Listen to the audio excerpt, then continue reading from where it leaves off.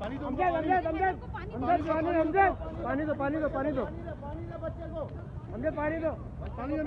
को पानी दो।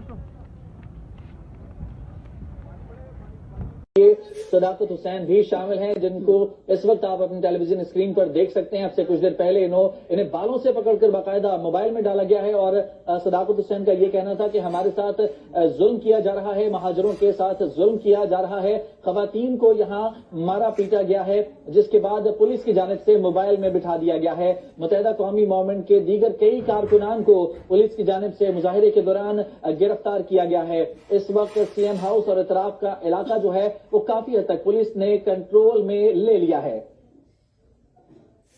क्या कहेंगे आपके वाक़े पे? देखिए, हम महाजिर हैं, हमारे महाजिर कौन हम तो निकले बाहर छोड़ने वाली दगीदार नहीं। आपका नाम क्या और आपका होता क्या है? सदाकत हुसैन एमपी है, ये टाउन के एमपी है सदाकत हुसैन।